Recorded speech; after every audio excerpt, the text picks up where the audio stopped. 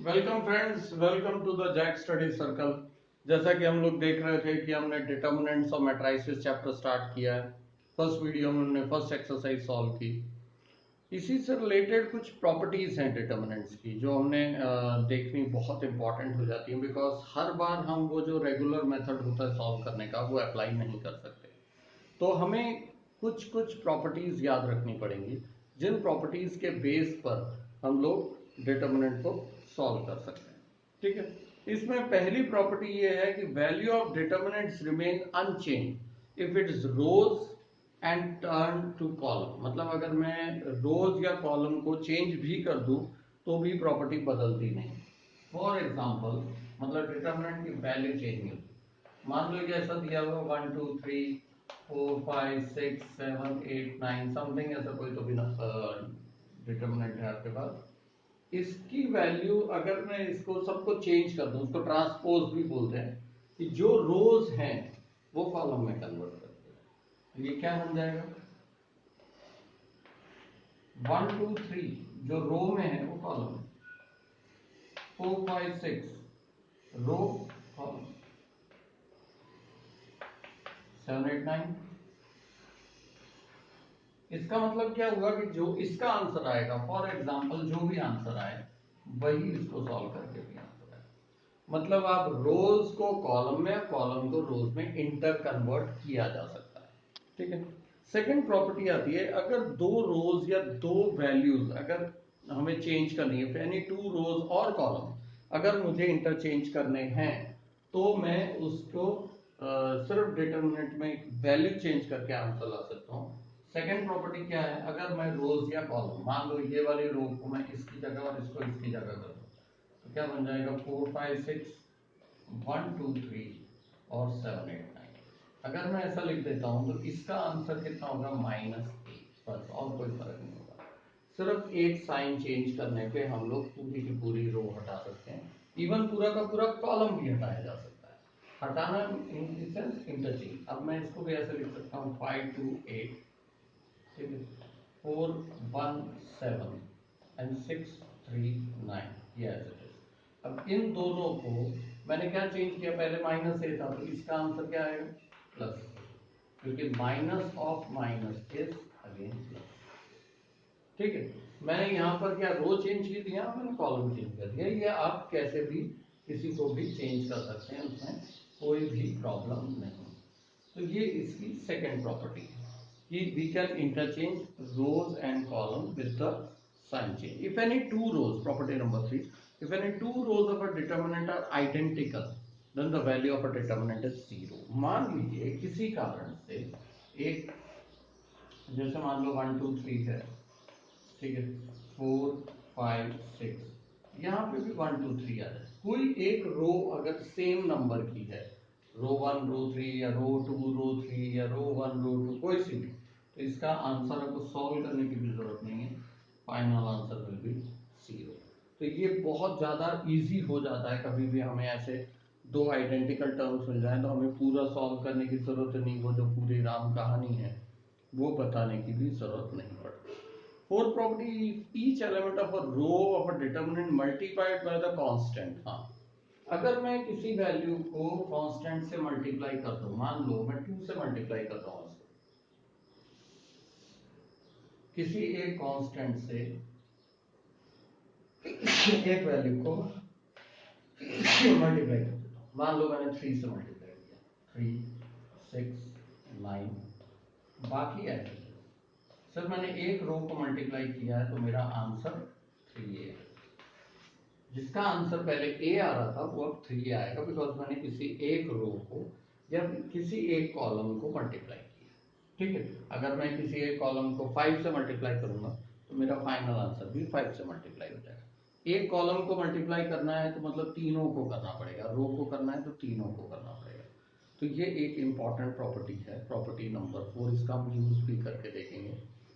Fifth, हाँ, fifth एक simple सी property है। इसका मतलब क्या है वो समझ लो। If each element of a row is expressed as the sum of two numbers, then the determinant can be expressed as the sum of the two determinant। दो डिटर्मिनेंट के तरीके से इसे हम दिखा सकते हैं। मान लो यही क्वेश्चन है, ठीक है, अगर ऐसा दिया हुआ है 1 + x 2 + y 3 + z, ऐसा कुछ तो भी एक्स्ट्रा दिया है, तो इनका आंसर क्या हो जाएगा? इसको मैं दो पार्ट्स में लिख सकता हूँ। एक part 1 2 3, this one is as it is, okay, plus, क्योंकि यहाँ पे प्लस दिया हुआ है, बाकी टर्म्स देखो सेम रहेंगे, सिर्फ चेंज क्या आएगा, x y z 4 5 6 7 8 9, this is answer. Straight away answer आता है, कोई इसमें ट्विस्ट एंड टर्न नहीं है। सिर्फ अगर यहाँ पे प्लस में दिया होगा, इस तरीके से दो डिटर्मिनेंट बन जाएंगे, इनको हम आराम से सॉल्व कर सकते हैं। प्रॉपर्टी नंबर 6 एकदम सिंपल है। किसी को अगर हम ऐड कर रहे हैं एनी टू रोज या कॉलम, तो उससे डिटर्मिनेंट की कोई खास वैल्यू चेंज नहीं होती है। मतलब अगर मैं समथिंग ऐसे कर दूं R1 + R2 R3 + R1, ऐसे करके कोई भी अगर मैं ऐसे रोज या कॉलम को मल्टीप्लाई करता हूं, तो उससे वैल्यू चेंज नहीं होगी, फाइनल वैल्यू। ओके, तो ये 6-7 प्रॉपर्टीज हैं जो इंपॉर्टेंट हैं। इनका यूज कैसे करना है, तो एक दो क्वेश्चन हम करके देखें तो आपको अंदाजा आएगा कि ये किस तरीके से सिंपल बना देता है क्वेश्चन को।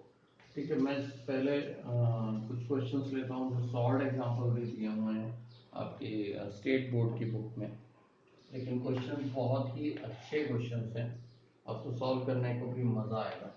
101 202 303 ऐसे तीन नंबर्स दिए हुए हैं, देन 505 606 एंड 707,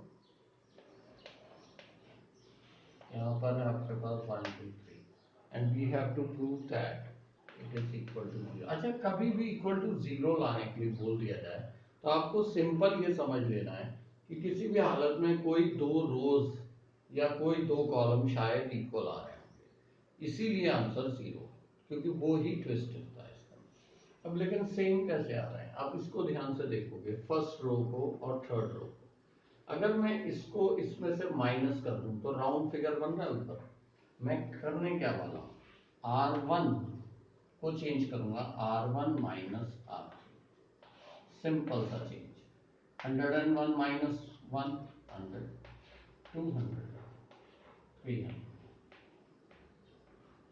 ओके, ये 505।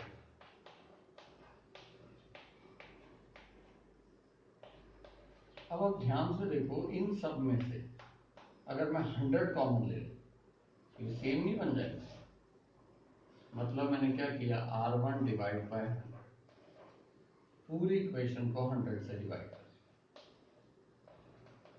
अब बाहर कुछ भी हो, अगर अंदर वाला टर्म मेरा 0 बन रहा है तो मुझे कोई भी टेंशन नहीं,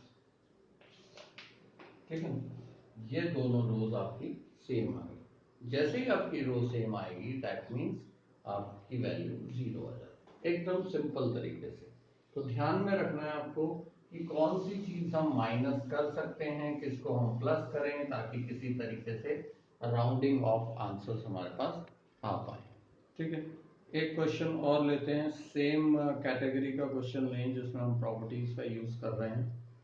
तो आपको एक क्वेश्चन और मिलेगा, हाँ, जैसे ये 312 13 14 15 16 17 20 तक के नंबर्स लिए हैं उन्होंने। 312 313 314, then 315 316 317, and again 318 319 and 320, ठीक है। अगर ये नंबर दिए हुए हैं तो हम क्या करें, इसको भी हमें प्रूव करना है इक्वल टू 0, ठीक है। अब क्या चीज की जाए इसमें कि ये सॉल्व हो सके, अगर मैं इनको किसी तरीके से माइनस वगैरह करने की कोशिश करूं तो मेरे ख्याल से कुछ हो सकता है, ठीक है। अब देखिए C3 में से, या इन दोनों को अगर मैं माइनस कर दूं, ठीक है, दोनों में एक एक का ही फर्क है, मैं कर सकता हूं, करके देखता हूं।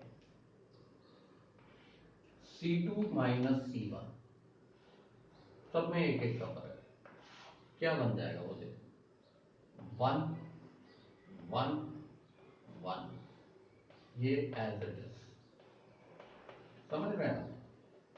इसी स्टेप में मैं एक और चीज कर सकता हूं, C3 माइनस C1, C3 में से C1 माइनस कर दो, 2 2 2, और लास्ट स्टेप में क्या लूंगा, C3 में से 2 कॉमन,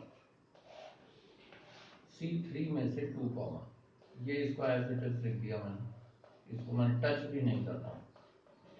देखो आंसर किस मक्खन की तरह आ रहा है, क्योंकि इसमें से मैं 2 कॉमन ले चुका हूं।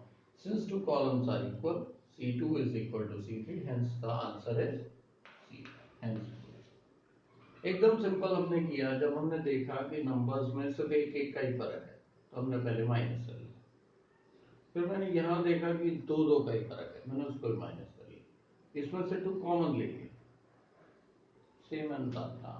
इससे पता लगता है कि फायदा कितना है हमारे प्रॉपर्टीज यूज करने का, क्योंकि अगर हम ये प्रॉपर्टीज ना यूज करें तो इसको कम से कम आपको 1 से 1.5 घंटा लगेगा सॉल्व करने को, और फिर भी आंसर आए ऐसा कोई फिक्स नहीं है। ठीक है, अब एक क्वेश्चन और लेते हैं, ट्रिकी टाइप का क्वेश्चन लेंगे। क्वेश्चन बहुत ज्यादा अच्छे हैं, इसके अनसॉल्व क्वेश्चंस करने में भी आपको मजा आएगा। मैं इसलिए शॉर्ट एग्जांपल्स दे रहा हूँ कि फर्स्ट ऑफ ऑल आपको इजी समझ में आ जाए। पहले 1 1 1 ABC and the third is BC CA BC CA and A। Okay, ये चीज हमें दी। अब हमें प्रूव क्या करना है, प्रूव हमें करना है 1 1 1 ABC और तीसरा चीज है A square B square and C square. ठीक है, ये हमें प्रूव करना है and this one is given.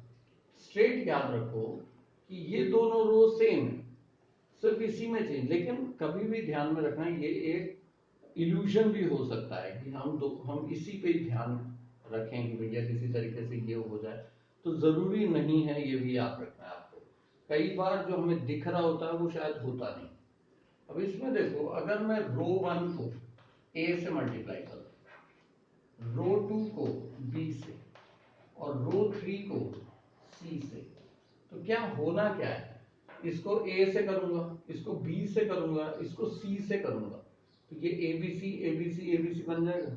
अगर मैं ABC फिर कॉमन ले लूं तो ये 1 1 1, समझ रहे हैं? इस तरीके से क्या, ये सेम नहीं होगा बिकॉज ये भी चेंज हो जाएंगे, तो ये 1 1 हो गया, तो हमारा काम बहुत आसान हो जाएगा बिकॉज ये वाले टर्म्स तो हट गए हमारे। ये करना है पूरी रो को A से A square ABC B square ABC C square ABC। ठीक है, अब मैं क्या करूंगा, ABC कॉमन ले लूंगा, तो क्या बचेगा मेरे पास, यहाँ ABC मल्टीप्लाई किया था, अब मैंने ABC कॉमन ले लिया, तो ABC अपॉन ABC ये खत्म। अब मेरे पास क्या बच रहा है, ABC, मैंने इसको तो टच ही नहीं किया, A square B square C square, इसको भी टच नहीं किया, 1 1 1। अब देखो ये चीज और वो चीज क्या फर्क है, सिर्फ ये 1 1 को इधर लाना है, इसको उधर लेके जाएंगे, नेगेटिव साइन से मल्टीप्लाई, इसको इधर और इसको इधर, मतलब 2 बार आपको इंटरचेंज करना पड़ेगा। मतलब क्या करना है वो बता देता हूं, करेंगे आप C1 interchange with C3 first of all, इसको इधर इसको इधर, उसके बाद C2 interchange with C3 and hence we will get the answer. इस तरीके के क्वेश्चन हैं, ज्यादा कुछ हार्ड नहीं है। इसके अनसॉल्व एक बार ट्राई करके देखिए, जैसे हमने सॉल्व किया एक बार अनसॉल्व ट्राई करके देखो, और उसके बाद हम लोग नेक्स्ट इसमें अनसॉल्व क्वेश्चंस करेंगे। इसके एक्स्ट्रा क्वेश्चंस करने की भी जरूरत है। यही एक मेन एक्सरसाइज है जो थोड़ी सी कॉम्प्लिकेटेड है, क्योंकि हमें नहीं मालूम पड़ता कि हम कौन सी रो को कब और कैसे मल्टीप्लाई करें। हालांकि एक चीज ध्यान में रखिए कि ये अगर प्रैक्टिस अच्छे से हो जाए तो बहुत ज्यादा स्कोरिंग है, बिकॉज कैलकुलेशन मिस्टेक होने का कोई चांस नहीं है इसके अंदर। सो प्लीज ध्यान से इसको देखिए, और कोई भी डाउट आए तो मेरे नंबर पर आप कॉल कर सकते हैं 8087479204। Thank you.